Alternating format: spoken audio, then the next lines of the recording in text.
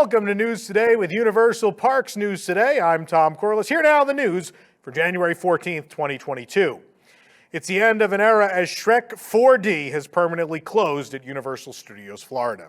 The attraction has had a long run. It opened back in 2003, so it was no surprise that fans came out in droves to experience the show one more time before it closed forever. We showed up for the final showing at the end of the day and found crowds singing, dancing, and raising up lit phones to pay their final respects to the giant green ogre. Fans started singing songs from the film, including All Star and Hallelujah, while team members hyped up the crowd. This is wild.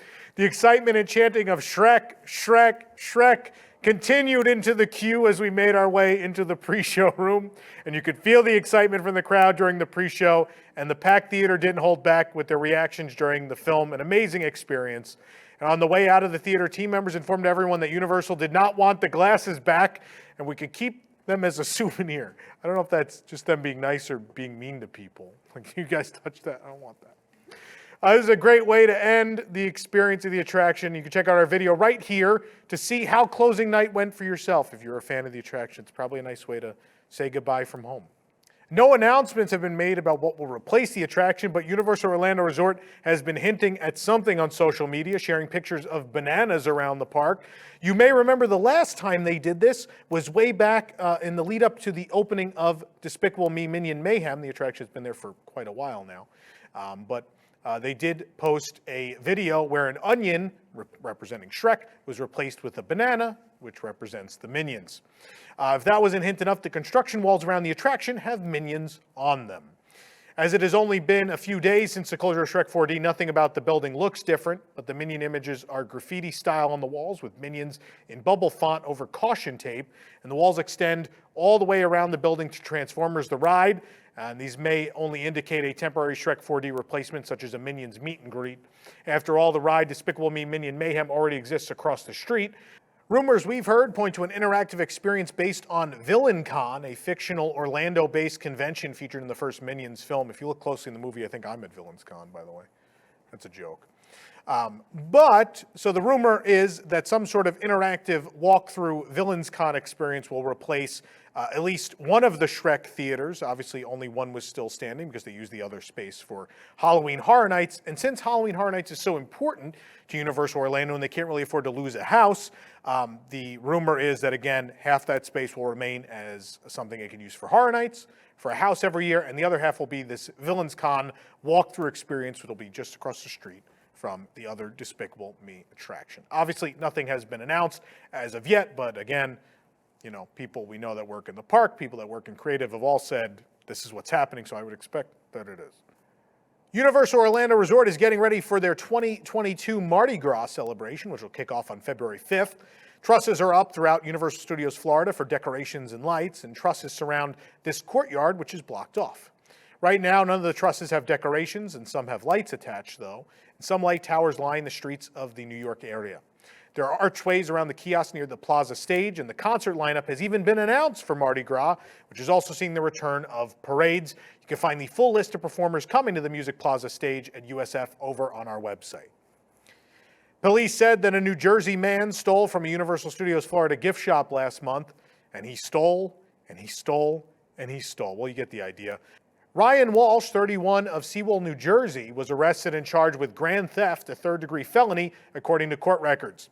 The incident unfolded December 6th as a Universal loss prevention officer watched Walsh approach a Harry Potter Christmas ornament display and take 4 ornaments, one, of course, representing each Hogwarts house, and hide them in his right hand, the Orlando Police Department arrest affidavit said.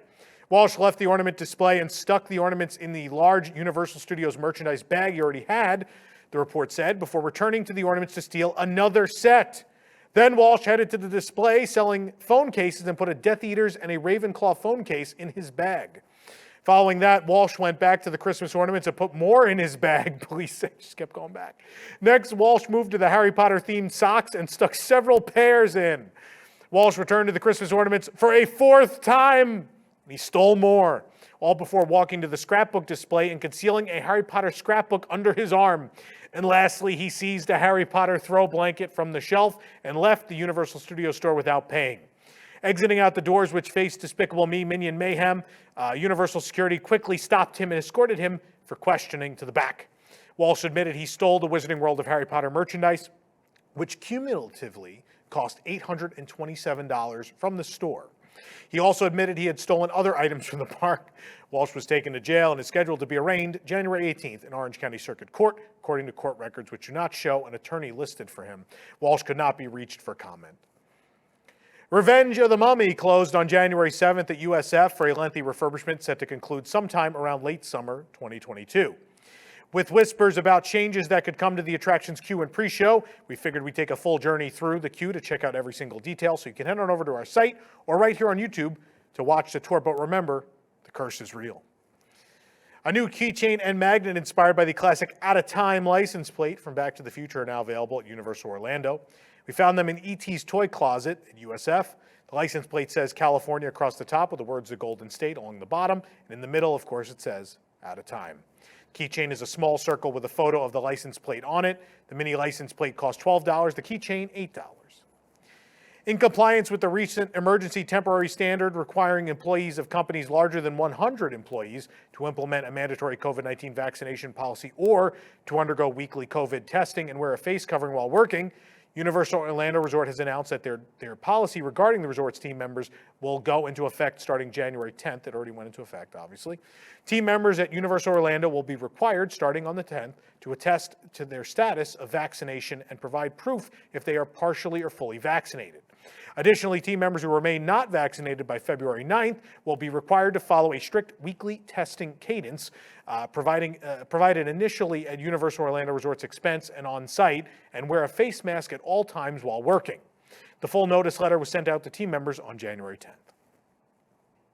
We found a new plush of E.T. at the Universal Studios store in Universal Studios, Florida.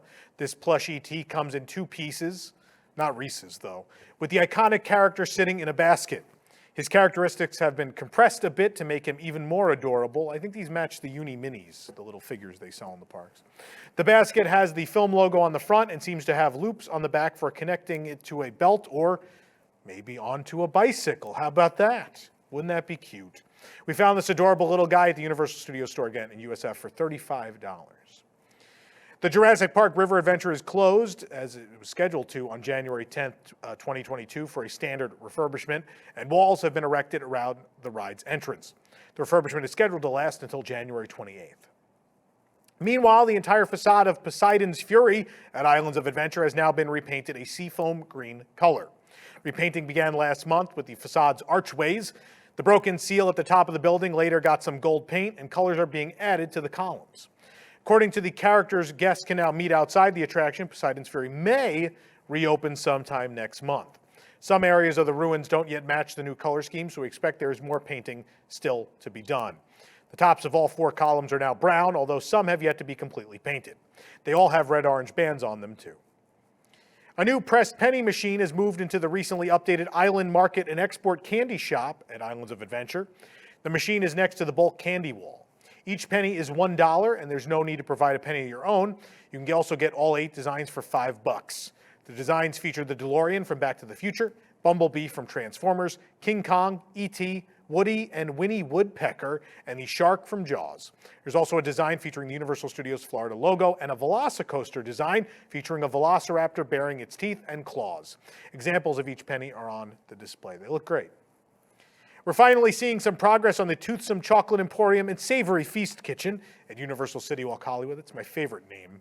Such a great long name. The chocolate-themed restaurant was set to open in 2021, but it's now simply coming soon. Construction walls were initially around the Toothsome building, but were removed last summer. We haven't seen any exterior progress since then, and the walls are back now, advertising the restaurant with some pictures of Toothsome treats. The building itself looks the same, with a dome on top and balconies around the second floor. Hopefully this means we'll see more progress on it soon, and the restaurant is a popular themed dining destination known for its milkshakes over here at City Walk in Universal Orlando, and it's also at Universal Beijing. Jurassic World in Universal Studios Hollywood isn't just the home to an exciting attraction. You can also meet dinosaurs there. In addition to Blue the Velociraptor, guests can also meet a Triceratops near the raptor encounter area. The Triceratops is accompanied by a handler who told the crowd plenty of interesting facts about both the Triceratops species and the dinosaurs in general. The Triceratops stays standing in one place, but its face moves and even blinks, The Triceratops was actually out at the same time as Blue. She is not held in the fenced-off raptor encounter area, but comes out next to the escalators. And after the handler spoke for a few minutes, guests were allowed to get a closer look at the dino and take photos. There aren't specific times for this encounter, so guests looking for the Triceratops may need to speak to a team member or hang out in Jurassic World for a bit to meet them. Some holiday merchandise has arrived very late at Universal Studios Hollywood, including several glasses and a youth shirt.